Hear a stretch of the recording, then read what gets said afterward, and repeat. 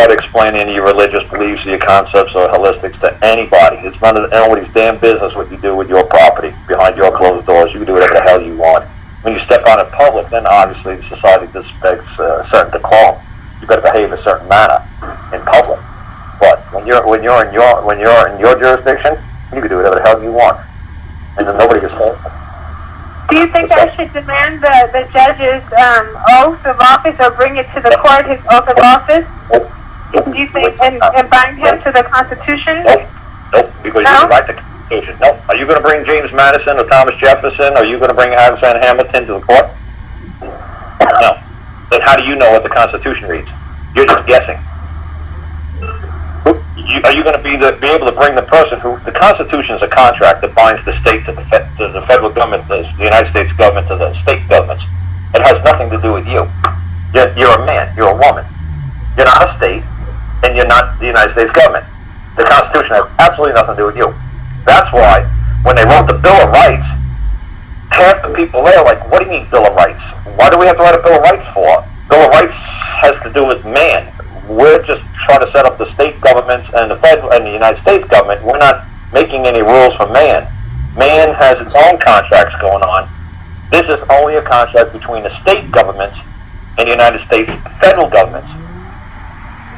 It has nothing to do with man. So why are you bringing up the Constitution unless you're a state or unless you're the United States government?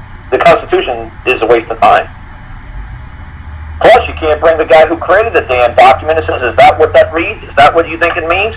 Well, did you write it? No. Well, then who wrote it? I don't know. He wrote it. Well, then, is he here? No. Well, then, your guess is as good as mine on what the hell it means. What the hell do I know?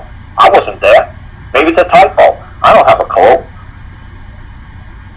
No. The Constitution is all a waste of time, man. All that silly stuff is all a waste of time. It's just stuff that just makes you guys waste your time and chase your tails around in circles. It's just a total waste of time. The government only exists to secure and protect the rights of man. That's all they do, secure and protect property. Well, rights is a subset of property.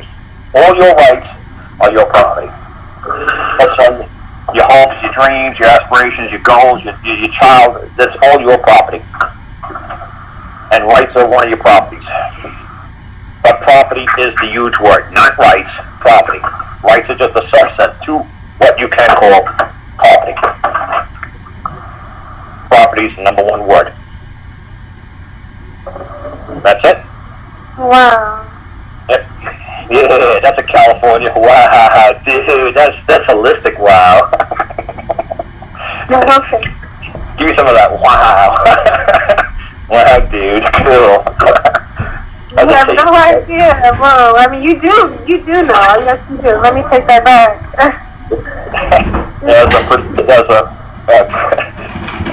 Like I said, it's so simple, man. It's scary, but like I said, you listen to Bali too. He's a man in England, and he's got a farm with his family, and they're going through the same nonsense.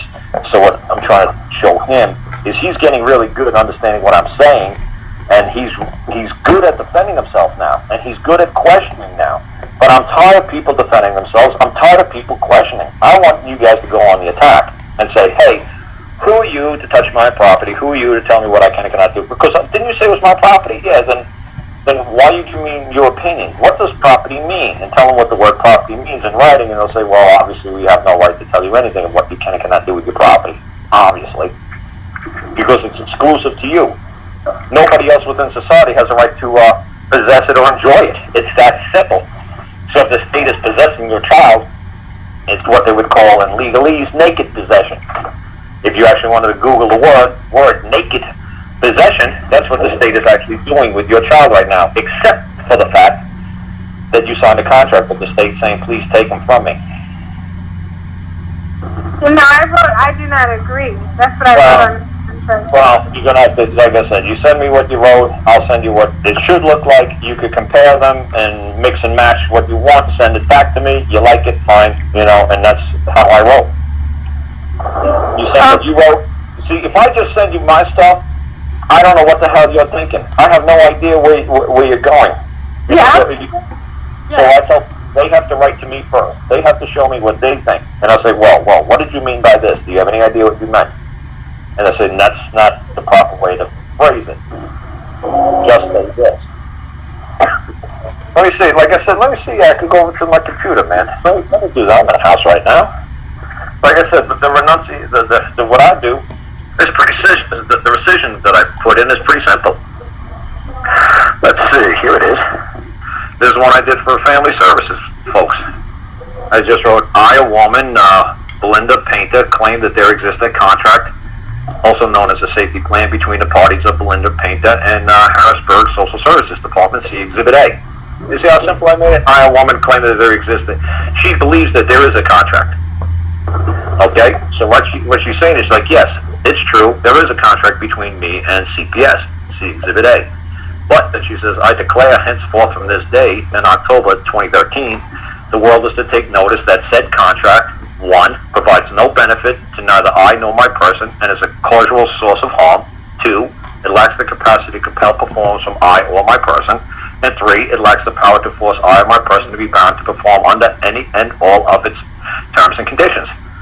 And the last paragraph was, herein let it be known that if there be any man or woman who wishes to make his or her claim known that said contract has capacity to bind I or my person, let them come forth now with a verifiable claim and deny said notice or forever hold their peace. There you go. There you go. Step to notice of rescission. Just that simple. All you're saying, yes, there is a contract between me and you. That's true. But at this time, at one time, I believe there was a benefit for entering into this agreement with you. But now, 1, I don't see any more benefit. 2, 2 is there is nobody on this planet Earth that can force or compel me to perform under this contract, and nobody can bind me to it. And that is number 3. That's it. If somebody believes they can bind me to it, let him make his presence known in court. If somebody believes they could be ordered to perform under it, let him come forth and make this claim. See, CPS ain't going to make a claim. The state attorney can't force you to compel anything from you. Not when you're a woman, not when you're a man. They can't. They can't do it. They're the public servant.